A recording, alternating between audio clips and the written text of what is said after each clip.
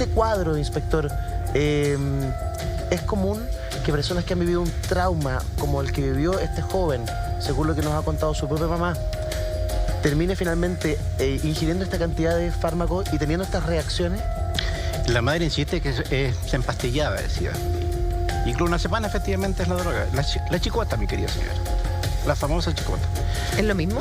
Es lo mismo. Y chicota porque produce un chicotazo en el cerebro, para que usted lo tenga muy claro. Produce una suerte de euforia tan fuerte. Algunos dicen que es más fuerte que produce la pasta base. O sea, en ese extremo de gravedad estamos. Y cuando viene el bajón, tú lo mencionaste, es desesperante. O sea, la persona, muy parecido a la pasta base, necesita volver a consumir, porque si no, literalmente se vuelve loca. Y en efecto, cuando está bajo influjo a la chicota un consumidor de clonazepam, pierde el control. Es cierto eso.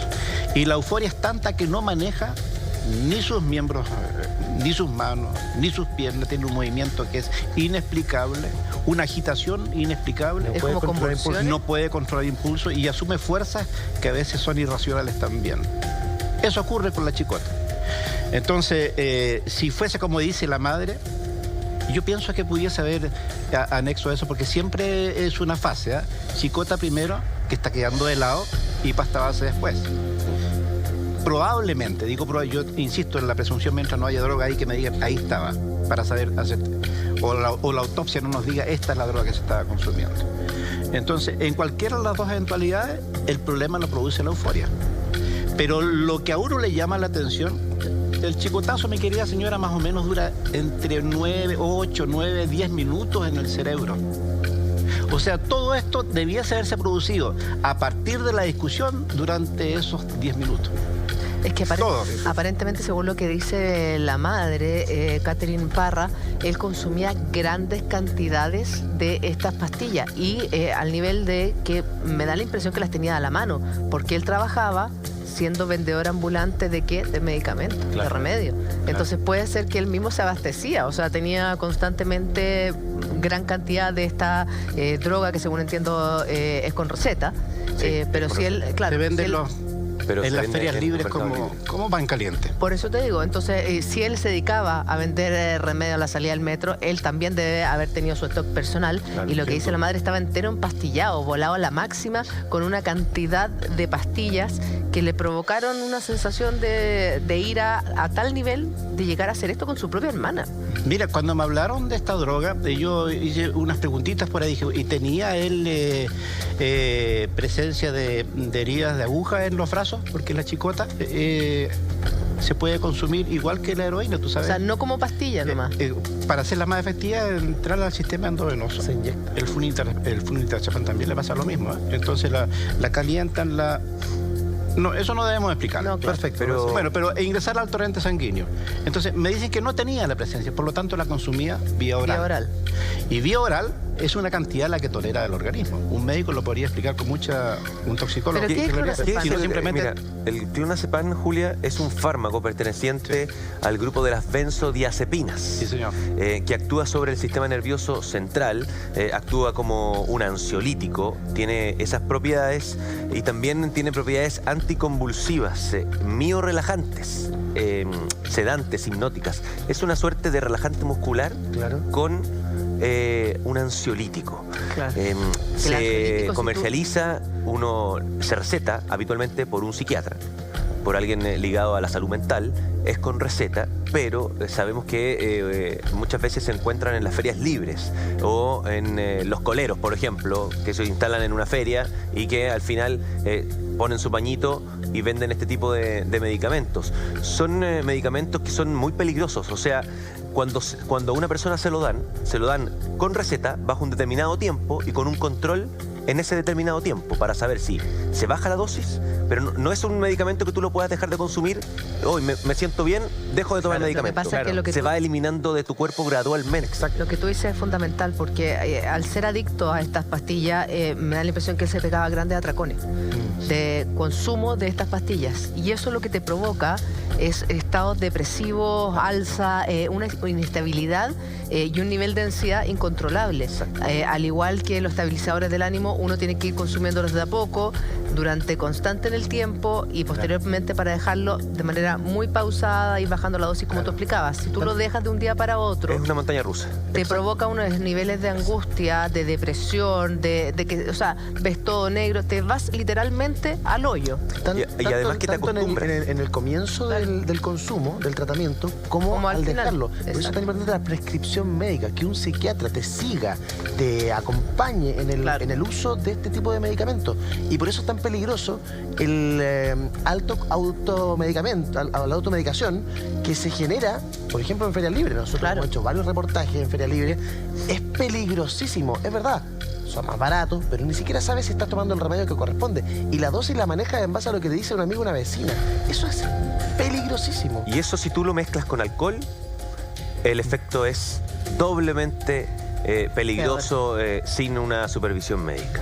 Es un hecho lamentable, de verdad que yo estoy conmovido con las palabras de esta madre, que además revela un drama familiar, o sea, una familia disfuncional a partir de la muerte del padre, que posteriormente, a través del consumo de droga, hace que algunos de ellos dejen el colegio también, porque esta chica que falleció lamentablemente había dejado el colegio a sus 17 años, le faltaban todavía un par de cursos para terminar su enseñanza básica. Entonces se desencadena todo un drama y la historia de esta familia, siento yo, no es la única. Hay muchas familias que pasan por un drama similar. Y que nunca se imaginan que van a terminar en este así. caso falleció el papá en un accidente. En otros casos, el papá está en la cárcel. Y se va esa figura paterna en una familia. La droga sabemos que está en muchos barrios. Y eso lamentablemente hace que nadie lo rescate. Nadie lo rescate a él. O sea, él... Su única forma de sentirse importante y con los pies en la tierra es bajo la droga. Pero es que sabéis que... No hay un ente que se preocupe de esos problemas para sacar y rescatar a este tipo de Es que ahí, claro, como decía Eduardo en el comienzo de esta conversación, fallamos todos. Sí. O sea, cuando se llega a este punto, uno tiene que hacer como sociedad un mea culpa, es decir, aquí se fallaron todas las instancias previas para que esto no terminara bajo, como lo estamos conociendo con este macabro crimen. Pero ¿qué pasa con este joven? ¿Qué es lo que le gatilla esta depresión, esta necesidad de consumir droga?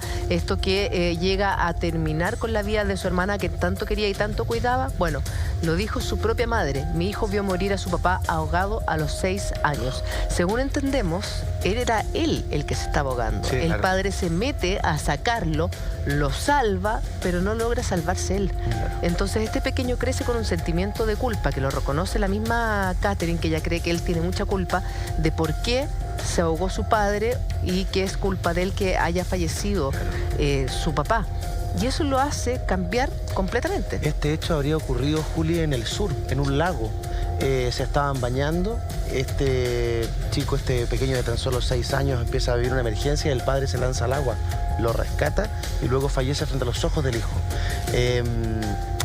Desde ese instante comienza un proceso de autodestrucción esta persona, este joven, que incluye heridas, se autoflagelaba, se cortaba constantemente, cambia su personalidad. La madre también, Catherine, nos explicaba que él cambió a partir de ese hecho y de que de alguna manera lo que él más quería era sentir dolor físico. ¿Cómo se explica esa situación, inspector? ¿Usted ha visto casos similares, ha visto historias parecidas, experiencias similares de una persona que observa un hecho traumático como ver morir a tu padre a los 6 años a partir de este ahogamiento y luego que empiece a generarse daño? Se autocastigaba porque él se sentía culpable por la muerte de su padre. Como le ha pasado incluso a algunos hijos que saben que su madre murió al parirlos a ellos y tienen un sentimiento de culpa por la muerte de su progenitora. Ha ocurrido también. El sentimiento de culpa en un niño de 6 años es horrible. Sí. Es horrible. Sí. El trauma uno no lo puede mencionar con claridad, pero la mente de un niño tan pequeño lo sigue el resto de su vida. Y en este caso comenzó una rodada. Y en esa rodada hubo un testigo. Y la testigo fue la hermana. Claro. Y la hermana trató de ayudarlo siempre lo aconsejó. Pero a la postre, la hermana también cayó en la misma rodada. probablemente por un proceso de frustración.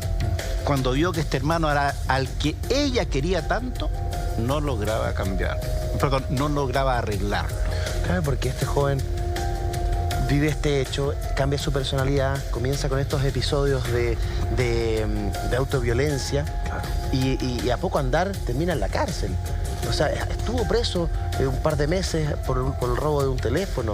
Catherine contaba en la entrevista que ella lo iba a ver con su hija, con su hermana, a quien luego él mismo asesina. Y a pesar de todo eso, él no logró salir. Lo que nos habla también es que de cómo opera la psique humana. Es súper frágil. Es súper frágil y puede quedar dañada de por vida si no se cuida, si no se trata, si no se ayuda, si no se acompaña. Este joven estaba solo. El joven no encontró un ente o una persona que lo pudiera guiar en este hecho traumático como es presenciar la muerte de su padre.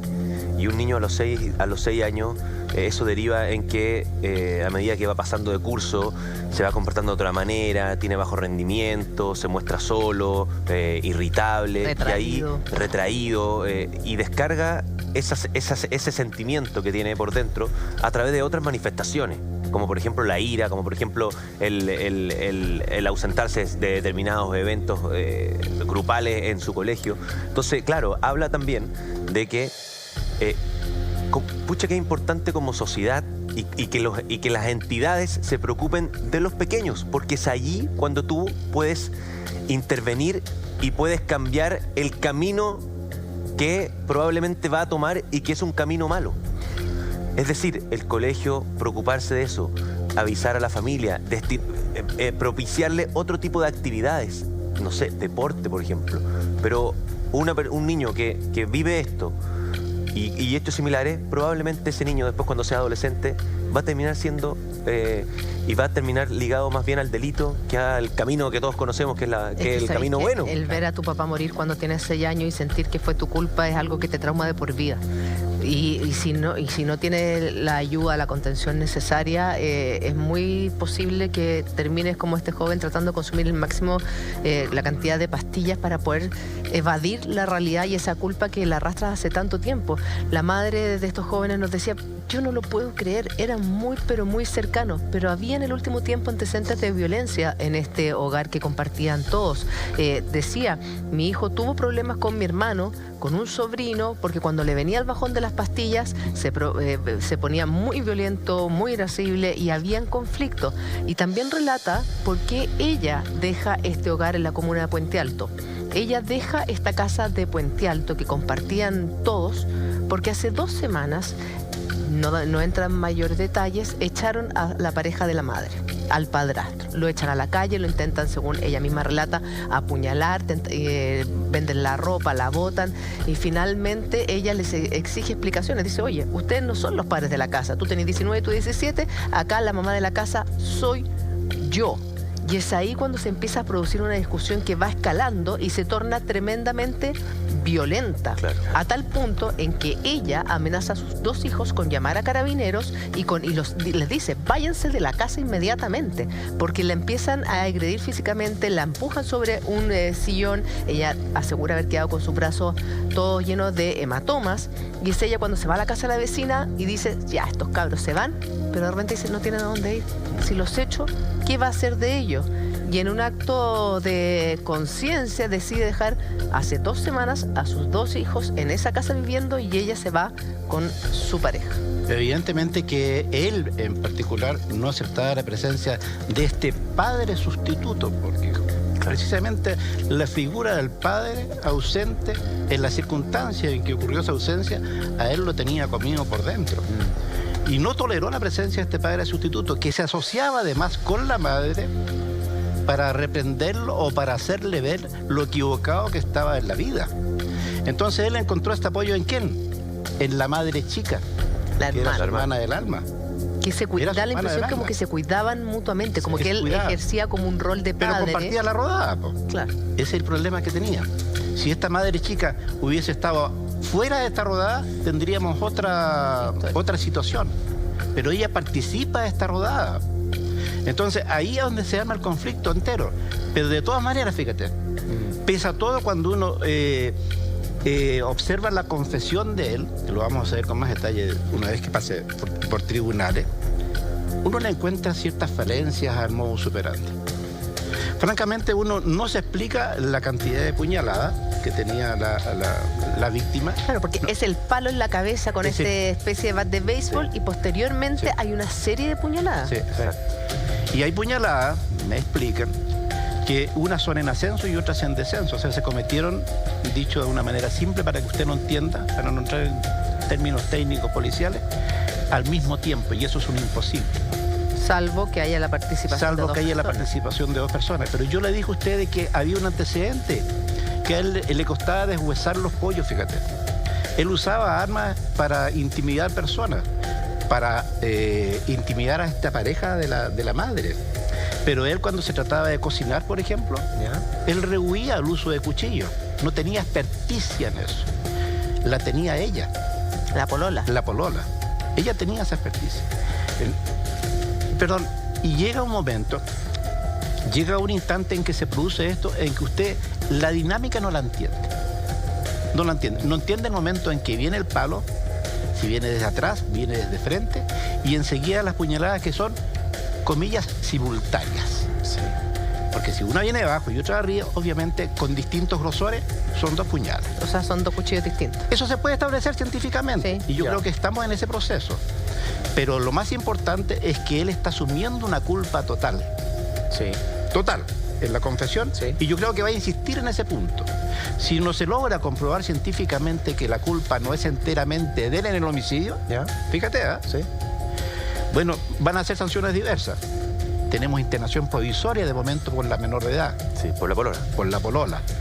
Pero sabemos con claridad cuál fue la participación exacta de ella dentro de esta dinámica de homicidio. Claro, lo que sabemos hasta el instante, inspector, es que una vez que se genera esta discusión entre la chica asesinada y la polola de su hermano, por esta polera, Sí. por esta Supuestamente. polera, supuestamente, en el cual habría existido la presencia de esta manopla, en la que una amenazaba a la otra, este joven interviene con un palo, un bate de béisbol y golpea a su hermana dándole muerte. Lo que yo entiendo... Dejándola inconsciente. y ahí tengo la duda, porque lo que yo entiendo es que no me queda claro si la mata con ese golpe o si la deja inconsciente y después con las puñaladas le quitan la vida. Pero al parecer, después con el paso de las horas, empieza este plan maquiavélico, macabro, para deshacerse del cuerpo, en el cual hacen lo que todo el mundo ya sabe y no lo vamos a describir. Ahí el fenómeno droga, el fenómeno chicotazo, este chicote del cual usted nos hablaba, ¿qué importancia, qué relevancia adquiere? Porque no es para mí, para mis ojos, no es lo mismo una persona que está en sus 5 sentidos a una persona que está bajo los efectos de este tipo de droga.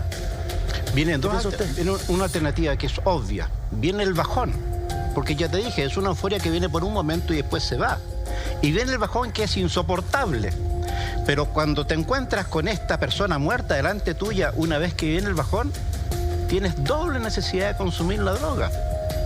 Ya no solamente para superar el bajón, sino para enfrentar la situación que tienes enfrente, a tu hermana inconsciente o muerta. Claro. Pero Entonces, la autopsia nos va a aclarar con absoluta claridad si cuando ella es desmembrada, estaba inconsciente o estaba viva.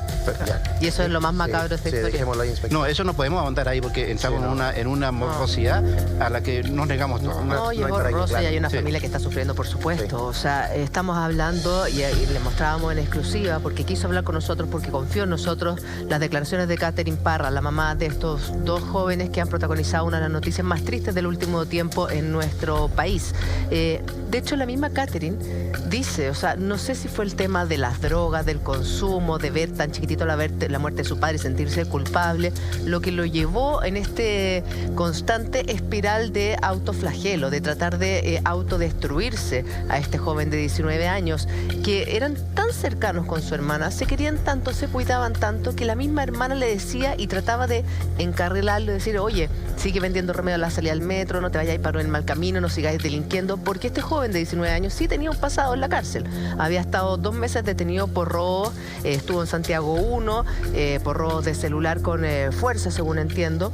Y en esa oportunidad, la misma mamá, Catherine, contaba que iba con su hija a ver a su hijo a la cárcel y que su misma hija le decía, ya, pues, déjate de hacer tonteras, si tú tenés la capacidad para no andar en estos pasos. Y lo retaba, y él lo retaba a tal nivel que le decía, esta es la única vez que yo te voy a venir a ver a la cárcel. Si volví a caer de nuevo, no voy a venir.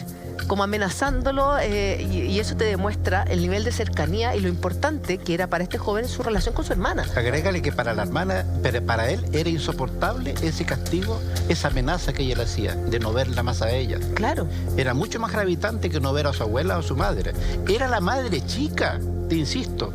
Era la madre chica de él. Por eso es que esto tiene un sentido que a uno lo hace pensar que es inexplicable. Claro. Claro. Es inexplicable. Francamente lo es. Ahora, hasta donde yo sé, ese episodio que tú señalas, ella lo subía y lo bajaba. Sí. Y fueron muchas personas testigos de esto, en esas visitas carcelarias que ella hacía. Porque ella asumía ese rol, incluso en presencia de sus otros familiares.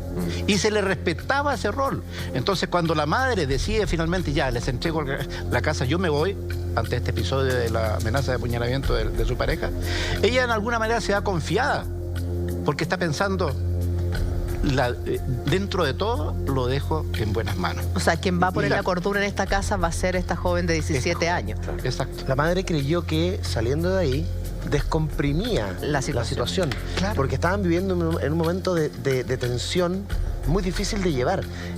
Estos jóvenes no toleraban la presencia de su pareja. Ella había logrado rehacer su vida después de mucho tiempo. Su nueva pareja. De su nueva pareja. Y lo amenazan con un cuchillo. Se genera una pelea familiar y ella decide irse. Decide echarlos, pero después se da cuenta que si los echa, los deja en la calle. Y decide irse pensando que con eso se descomprime el problema. Y dice, estos chicos se van a quedar aquí en la casa. Por último, yo me las arreglo, que ellos se queden en la casa. Y ahí voy con que ella necesitaba ayuda. Esta madre necesitaba ayuda. Ella no tenía herramientas. Ella todo el tiempo trató de hacerlo mejor. Si lo logró, no lo logró, no nos corresponde a nosotros juzgarla. Nosotros no somos nadie para hacer un juicio de valor respecto de su actuar. Pero lo que yo veo es que ella intentaba encontrar soluciones como lo puede hacer cualquier papá. Claro. Es que además también ella vio amenazada su integridad física. Pero también vio que es la válido situación había llegado a niveles máximos. Es válido preguntarse si le faltó más mano dura. Es válido preguntarse si ella como madre le faltó más mano dura para decirle qué es lo bien y qué es lo malo a sus hijos. Yo tiendo a pensar que uno como madre y como padre quiere lo mejor para sus hijos siempre. Y bajo un contexto de probablemente pocos recursos, una madre con una familia disfuncional, no es tan fácil aplicar mano dura en ese contexto. Claro. Más aún cuando la droga te lleva a cometer actos que, en definitiva, tú por mucho que como madre quieras que deje de consumir. Sabemos y hemos expuesto acá en Hola Chile el drama de una familia y de unos padres cuando tienen un hijo que tiene que necesariamente tener esa cuando es adicto. O sea, sale corriendo en busca de droga. Lo vimos con el ex concejal de Rancagua, de San Fernando. ¿De dónde era? ¿Te acuerdas? Sí, exactamente. Claro. Es un problema muy difícil de manejar. No todos tienen las herramientas, no todos tienen los recursos, porque en Chile, digámoslo, quien tiene recursos puede acceder a un tratamiento, puede acceder a las herramientas que yo señalo. Pero como dice Germán, los que no, ¿qué hacen? Hay muchas reacciones en las redes sociales a partir de la entrevista que generosamente nos ha dado Catherine Parra. Y se repite constantemente, Julio. Es un mensaje que se repite que dice así: qué terrible esa madre abandonó a sus hijos por su pareja. Sea como sea, jamás los debiese haber abandonado. Que no se victimice ahora.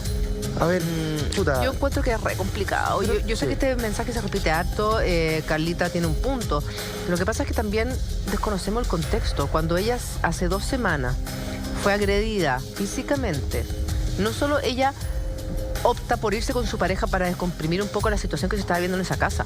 sino también lo hace por resguardo de su identidad. Claro, o sea, de su propia integridad. De su propia integridad.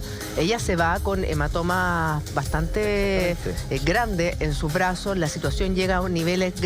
y hay partes de la historia que nosotros no conocemos. Claro. Y que son más profundas quizás de lo que nosotros nos imaginamos. Entonces, hacer un juicio de buena primera es complejo. Esto no es que los haya abandonado cuando el niño tenía 6 años, cuando empezó a consumir droga.